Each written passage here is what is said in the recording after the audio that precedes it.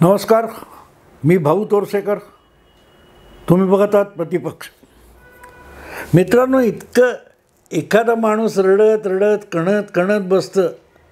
आपल्याकडे मराठीत म्हण आहे ना, सदा मरे त्याला कोण रडे.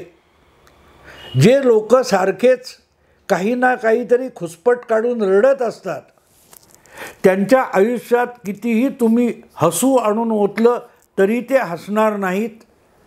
आणि त्यांच्या स्वप्नांची, इच्छांची कितीही पूर्तता करा तरीही ते रडत बसतील. कारण अपयश हेच त्यांचं स्वप्न असतं. अपयश हे स्वप्न असतं. आणि म्हणून आता 2 वर्ष होऊन गेली, शिवसेना दुभंगली. 1 वर्ष पूर्ण होत आलंय. राष्ट्रवादी काँग्रेस फुटली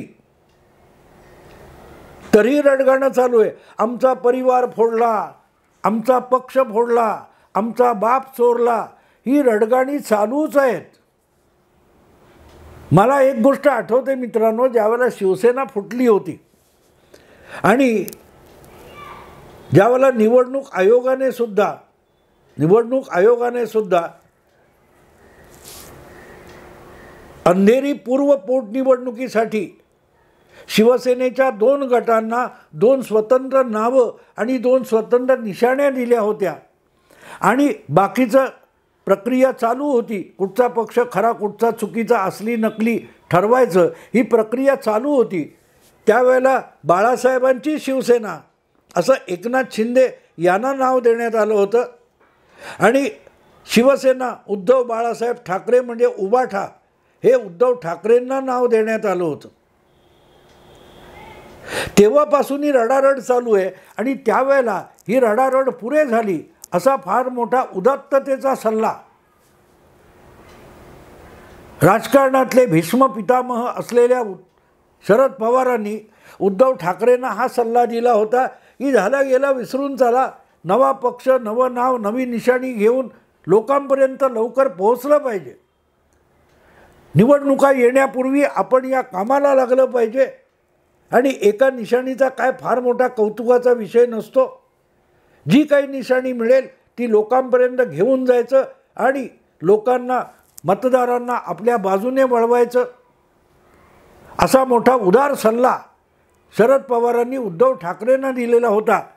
पण प्रत्यक्षात जेव्हा त्यांचाच पक्ष दुभंगला गेल्या जुलै महिन्याच्या आरंभी,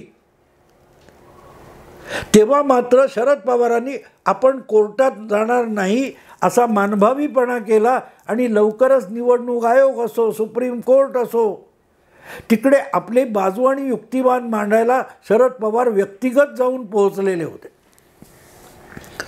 पण जे काय सांगितलं जातं की परिवार दुभंगला, पवार परिवारामध्ये फाटाफूट झाली, पवार परिवाराचे तुकडे पडले, हे बोललं जातं. यात कितपत तथ्य आहे मित्रांनो?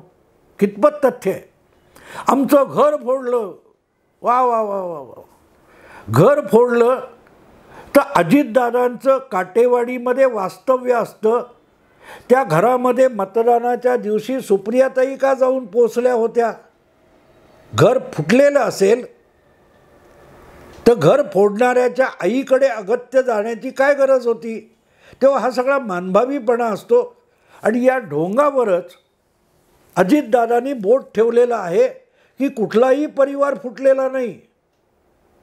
मतदान वगैरे संपल्यानंतर अजितदादांनी पत्रकारांची बातचीत करताना किंवा कुठच्या तरी एका चॅनेलला मुलाखत देताना स्पष्ट केलं की आमच्या परिवारात तुम्ही बघितलं असेल 100पेक्षा अधिक लोक आहेत, सदस्य आहेत. 2ऱ्या, 3ऱ्या, 4थ्या पिढीचे 100वर सदस्य आहेत. हा परिवार फुटलेला नाही. अजितदादांनी स्पष्ट केलं, कुठलाही परिवार फुटलेला नाही. ज्यांना कुरापती करण्याची सवय आहे असेच लोक वेगळे झालेत. आणि त्यांच्यावर मतदानापूर्वीसुद्धा अजितदादांनी टीका केलेली होती की ज्यांना खुमखुमी आहे ते पायाला भिंगरी लावून फिरत आहेत, त्यांना निवडणूक संपल्यावर बघतो असा इशारा पण अजितदादांनी दिला होता. पण मतदान संपल्यानंतर जी अजितदादांची मुलाखत आहे ती मला फार बोलकी आणि बहुमोलाची वाटते. की हे सगळं राजकारणापुरतं आहे, त्याच्या पलीकडे काय नाही. एक प्रकारे जे आपल्या विरोधात जाऊन दंड थोपटल्यासारखी भाषा वापरतात आणि हिरिरीने आपल्या विरुद्ध बोलतात ते ढोंगी आहेत, लोकांना उल्लू बनवत आहेत, असंच अजितदादा एक प्रकारे सांगत आहेत. आम्ही सगळे एकत्र आहोत, राजकारणापुरतं आहे. याचा दुसरा अर्थ काय होतो मित्रांनो, की उद्या यापैकी ज्या पवार गौटाचा पराभव होईल त्याला वाऱ्यावर सोडून आज तिकडे मिरवणारे आहेत ते उद्या इकडे येतील. कारण पवार कुटुंब, पवार परिवार हा मतलबी आहे. त्यामुळे जिथे स्वार्थ साधला जाईल तिकडे ते धावून जातात. आजपर्यंत सगळे लाभ जर काकांनी दिले असतील आणि त्या काकांच्या लाभामुळेच किंवा पाठिंब्यामुळेच ज्यांना आयुष्यात काही करता आलेलं आहे त्यांना आजही काकांच्या कडेवरच बसून मिरवायचं आहे. आपलं स्वतःचं कर्तृत्व दाखवण्याची हिंमत नाही, तेच तिकडे गेले असंच अजितदादा सूचित करत आहेत. पण त्याच वेळेला सांगतायत की हरकत नाही, एकदा काय ते निर्णय लागून गेला की परत माझ्याच दारात यावं लागणार आहे, असा अजितदादांचा एक सुप्त इशारा आहे. पण मला आज जी गोष्ट सांगायची आहे ती त्या पलीकडची आणि वेगळी आहे. कारण अजितदादा जे म्हणत आहेत की परिवार फुटला वगैरे असं काही म्हणण्याचा अर्थ नाही. आमच्या परिवारातली मोजकी मंडळी ज्यांना उचापती कुरापती करायला आवडतात तेच माझ्या विरोधात पलीकडच्या बाजूला गेलेत. बाकीचा सगळा परिवार हा माझ्याच बरोबर आहे किंवा तटस्थ आहे. बाकीचा सगळा प्रचंड पसरलेला पवार परिवार हा कुठल्याही गटाच्या बाजूला गेलेला नाही. त्याला राजकारणात जायचं नाही आहे, त्याला राजकारणातली वैमनस्य पचवायची नाहीत, पेरायची नाहीत. तो कधीपासून अलिप्त आहे हेच अजितदादा त्या मुलाखतीतून सुचवतात. आणि मला एका वेगळ्या गोटातून त्यासाठी दुजोरा मिळाला म्हणूनच मी आज हा स्वतंत्र विषय करतोय की पवार परिवारामध्ये हे जे काय राजकीय पक्षाच्या फाटाफुटीतून दुभंग आला असं भासवलं दाखवलं जातं तो कितपत खरा आहे आणि कितपत दिखाऊ आहे.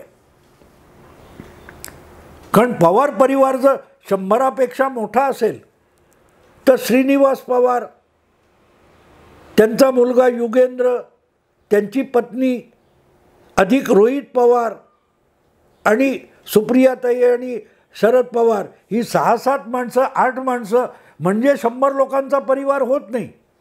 किंवा अजितदादा, सुनेत्रा वहिनी, जय आणि कोण पार्थ अशी 4 माणसं इकडची घेतली तर तोही परिवार होत नाही. यांच्या पलीकडे 4-5 पटीने आणखीन सदस्य पवार परिवारामध्ये आहेत. आणि त्यापैकी कोणीही राजरोसपणे उघडपणे एकाची बाजू घेऊन दुसऱ्याला ठोकण्याची हिरिरी दाखवलेली नाही. आणि अशा परिस्थितीत पवार परिवारातल्याच एका व्यक्तीने, अगदी नेमकं सांगायचं तर जशा सुप्रियाताई अजितदादांच्या भगिनी आहेत तशाच एक दुसऱ्या भगिनी आहेत ज्यांचं वास्तव्य पुण्यात असतं. त्यांनी माझ्या एका परिचितांना सांगितलं की असा कुठलाही ओढाताणीचा प्रसंग पवार परिवारात आलेला नाही. हे दिसतंय ते फक्त राजकारण आहे. परिवार आजसुद्धा एकसंघ आणि एकजूटच आहे, एकजूटच आहे. आणि बहुतांश परिवार हा परिवारातल्या व्यक्तीबरोबर आहे. आणि ती परिवारातली व्यक्ती म्हणजे नित्यनेमाने हा सगळा परिवार एकजूट ठेवण्यासाठी प्रयत्न केलेल्या सुनेत्रा वहिनी याच परिवार आहेत. ही बाब, हे वाक्य फार महत्त्वाचं आहे. अजितदादांची ज्या ओवाळणी करणाऱ्या भगिनी असतात त्यापैकी एक भगिनी सांगते की सुनेत्रा वहिनी म्हणजेच आमच्यासाठी पवार परिवार आहेत. याचा अर्थ सुप्रिया सुळे या परिवार नाहीत की काका आणि त्यांच्याबरोबर गेलेले म्हणजे पवार परिवार नाही असंच सांगितलं जातं ना. मुद्दा इतकाच आहे मित्रांनो, ज्याच्यासाठी गावगणना फिरून अर्ध्या जिल्ह्यामध्ये सहानुभूतीचा वाडगा फिरवण्यासाठी घरातली सर्वात मोठी व्यक्ती म्हणून शरद पवार फिरत होते, त्यांना मारलेला हा टोमणा असू शकतो. या वयात सहानुभूतीचा वाडगा घेऊन फिरता तुम्ही. आणि पवार परिवार म्हणता, त्या पवार परिवाराने बारामतीकरांना नेमकं असं काय दिले की काकांच्या अन्यायासाठी, अपमानासाठी सगळ्या बारामतीकरच्या 20-22 लाख लोकांनी चवताळून उठलं पाहिजे. तुम्ही फक्त परिवारापुरते मर्यादित राहिलात आणि परिवाराच्या कल्याणासाठी त्या सगळ्या पुणे जिल्ह्याच्या परिसरात उभारी घेऊ शकणाऱ्या अनेक तरुणांचं नेतृत्व खच्ची करण्याचं घातपाती डाव शरद पवार खेळले. म्हणून चंद्रराव तावरे असतील, ते कोण हर्षवर्धन पाटील असतील, अनंतराव थोपटे असतील, राहुल कुल असतील, यांच्याविरुद्ध दादा जाधवराव असतील, या सगळ्यांचं खच्चीकरण करताना बारामतीचं असं कुठलं कल्याण केलं की अवघ्या बारामतीने शरद पवारांच्या वाडग्यामध्ये आपल्या सहानुभूतीची मतं टाकली पाहिजेत. तुमच्या लाडक्या कन्येने अजितदादांनी थेट सवाल केलेला आहे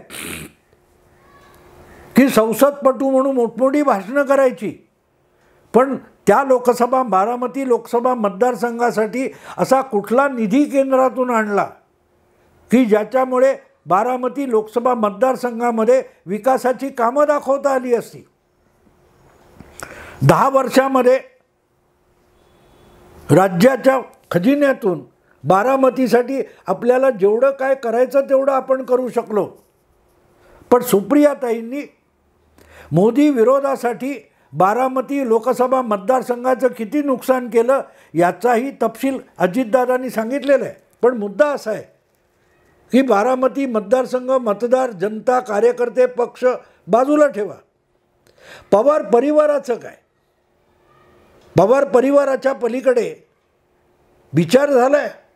आजसुद्धा ज्या प्रकारे अचानक श्रीनिवास पवार मैदानात आले आणि त्याच्या आधी त्यांचे सुपुत्र युगेंद्र पवार हे आजोबांच्या मागे येऊन उभे राहिले, त्यातून एक गोष्ट स्पष्ट करण्यात आली की लवकरच विधानसभेच्या निवडणुका होणार आहेत, त्याच्यामध्ये परत एकदा परिवारातली लढाई उभी करायची आहे. परिवारातली लढाई उभी करायची आहे आणि त्यामुळे जिंकला तरी पवार, हरला तरी पवार, म्हणजे कुठूनही पवारच बारामतीमध्ये जिंकत असतात. त्यामुळे उद्या विधानसभेला अजितदादा जेव्हा उभे राहतील तेव्हा सुप्रियाताई आणि शरद पवार यांच्या गोटातून उमेदवार ठरल्यासारखा आहे. युगेंद्र पवार किंवा सुप्रियाताईंची कन्या हे बारामती विधानसभेचे उमेदवार अजितदादांच्या विरोधात केले जातील. वरकरणी पवार परिवारातली लढाई दाखवायची, पण जिंकले तरी जागा परिवाराच्या काय ते ताब्यात राहते, हरले तरी जागा परिवाराच्या ताब्यात राहते. तो गोट आणि हा गोट, ताटातलं वाटीत, वाटीतलं ताटात. आणि म्हणून या सगळ्या प्रकाराकडे बघायचं असेल तर सहानुभूती म्हणून बघता येत नाही. सहानुभूती म्हणून बघता येत नाही, कारण तुम्ही बारामती लोकसभा किंवा पुणे जिल्हा ही आपली जहागिरी करण्यासाठी ज्या गरीब घरातून होतकरू मुलं पुढे येऊ शकत होती, नेतृत्व करू शकत होती, अशा भल्या भल्यांचं खच्चीकरण करून टाकलं. आणि एकदा ती चटक लागली की मग आपला आणि परका होत नाही. त्यामुळेच जेव्हा सुप्रिया आणि अजितदादा अशी विभागणी करायची वेळ आली तेव्हा आपल्या पोटची पोर म्हणून सुप्रियाची बाजू घेतली मूळ पवार म्हणून, आणि अजितदादाचा बळी देण्याचा प्रयत्न झाला भावाचा मुलगा म्हणून. हे अजितदादांनी उघडपणे बोलून दाखवलं. अजितदादांवर हे बोलून दाखवण्याची वेळ आणली गेली. म्हणूनच नरेंद्र मोदी असोत किंवा अमित शहा असोत यांनी जाहीरपणे सांगितलं, आम्ही पक्ष फोडला नाही. पक्ष फुटण्यासारखी परिस्थिती खुद्द थोरल्या पवारांनी निर्माण केली. जोपर्यंत एखाद्या किल्ल्याचा बुरुज डागडुजी न केल्यामुळे किंवा जुना झाल्यामुळे झासळण्यासारखी परिस्थिती नसते, तोपर्यंत कितीही तोफा डागल्या म्हणून तो बुरुज ढासळणं बिलकुल शक्य नसतं.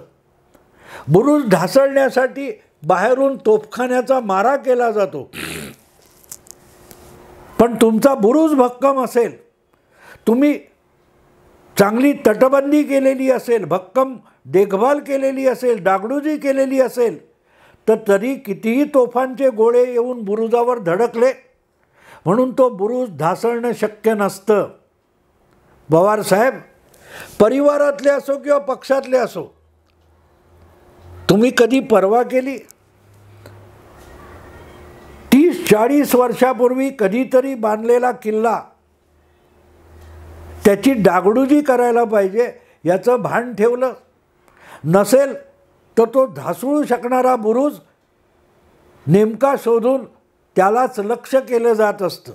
भाजपने तुमचा परिवार फोडला असेल, पक्ष फोडला असेल, तर फोडण्यासाठी पोषक अशी परिस्थिती पक्षात आणि परिवारात निर्माण कोणी केली होती? सुप्रियाताईंनी केली ना. सुप्रियाताईंनी, रोहित पवारांनी, खुद्द शरद पवारांनी परिवारामध्ये फाटाफूट होण्यासारखी परिस्थिती आणि नाराजी निर्माण केली ना. त्याचा फायदा भाजपने उठवला. शिवसेनेमध्ये भुजबळांसारखा नेता नाराज आहे हे लक्षात घेऊनच शरद पवारांनी त्याचा फायदा उठवला होता ना. 33 वर्षापूर्वी 1991 मध्ये शिवसेनेचे 18 आमदार भुजबळांच्या नेतृत्वाखाली शरद पवारांनी फोडले. त्याच्यामध्ये आणि आज तुमचे 40 आमदार भाजपने फोडले, याच्यात फरक काहीच नाही आहे. शिवसेना गाफील होती म्हणून त्यांचे आमदार भाजपच्या नेतृत्वाखाली, आपल्या भुजबळांच्या नेतृत्वाखाली फुटले. तुम्ही गाफील होतात. तुम्ही पक्षामध्ये नाराजी आहे त्याची दाद घेतली नाही, फिर्याद घेतली नाही, त्यात डागडुजी केली नाही, त्याचे परिणाम तुम्ही भोगायचे असतात. याचा फायदा उठवण्यालाच राजकारण म्हणतात.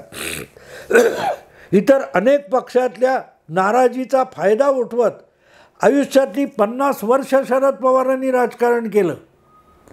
कधी किसनराव देशमुख असतील, कधी निलेश लंके असतील, कधी भुजबळ असतील, किती लोक फोडले शरद पवारांनी. तेव्हा समोरच्याला झालेल्या वेदना सुप्रियाताईंना कळल्या नाहीत, शरद पवारांना कळल्या नाहीत, तेव्हा गुगली म्हणून गंमत केली. आज ती परिस्थिती पक्षावर आणि परिवारावर आल्यानंतर सहानुभूतीचा वाडगा हाती आला. पण तरीही या क्षणीसुद्धा शरद पवार पक्ष काँग्रेसमध्ये विलीन करतील याच्यावर माझा विश्वास नाही. हे सगळं दाखवायचं नाटक असू शकतं. उद्या तेच शरद पवार देवेगौडा होतील आणि अजितदादांच्या पाठी ठामपणे उभे राहतील, ही शक्यतासुद्धा मी नाकारत नाही. कुमारस्वामी नावाचा आपला मुलगा मुख्यमंत्री होण्यासाठी भाजपबरोबर गेला, तर 15 वर्षापूर्वी कधीतरी देवेगौडासुद्धा रुमालाने डोळे पुसत रडत होते. आणि ज्या वेळेला वर्षभर झालं कुमारस्वामी मुख्यमंत्री भाजपच्या पाठिंब्याने राहिले, तेव्हा त्याला आणखीन 1 वर्ष मुदत वाढवून द्या म्हणून अटल बिहारींच्या आणि अडवाणींच्या पायऱ्या तेच केजरीवाल झिजवत होते. तेच नाटक 10 वर्षापूर्वी, 8 वर्षापूर्वी उत्तर प्रदेशात मुलायम सिंगांनी सुद्धा रंगवलं.